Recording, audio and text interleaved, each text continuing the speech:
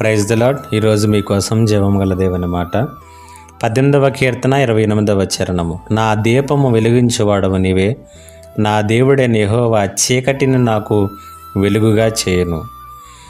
దావీదు ఇక్కడ మాట్లాడుతున్నటువంటి మాటల గురించి మనం చూసినట్లయితే, జీవితము అంధకారంగా మారిపోయినప్పుడు, జీవితము చీకటిమయముగా మారిపోయినప్పుడు, జీవితము ఒక ఆరిపోయినటువంటి దీపం వలె జీవం లేకుండా, సారం లేకుండా, నిస్సారంగా మారిపోయినప్పుడు ఆ జీవితాన్ని మరలా వెలిగించగలిగినటువంటి వారు ఎవరో ఈ వచనంలో పరిచయం చేస్తున్నాడు.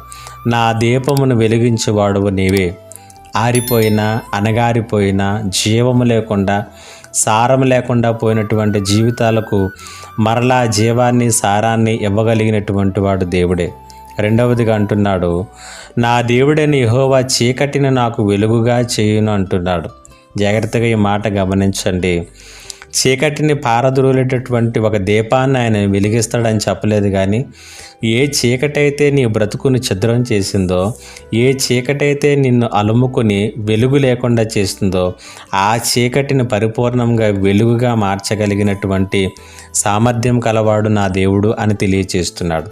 ఈ మాటలు వింటున్నటువంటి నీవు కూడా నీ జీవితం ఒకవేళ అంధకారంలో ఉన్నట్లుగా నీకు అనిపిస్తే, చీకట్లు అలుముకున్నట్లుగా కనిపిస్తే, నిస్సహాయ స్థితిలో ఉన్నట్లుగాను, నిరీక్షణకు ఆస్పదం లేనట్లుగాను అనిపించినట్లయితే జ్ఞాపకం చేసుకో, నీకంటూ ఒక దేవుడున్నాడు.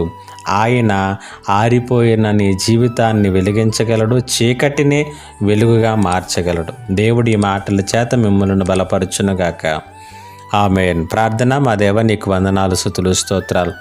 ఎవరైతే నిస్సహాయకరమైనటువంటి స్థితిలో, నిరీక్షణ లేనటువంటి స్థితిలో ఉన్నారో, ఈ మాటల చేత వాళ్ళని బలపరిచి ఈ రోజు నుండే వారి జీవితములను వెలిగించ ప్రారంభించమని యేసు నామములో అడుగుచున్నాను తండ్రి. ఆమేన్.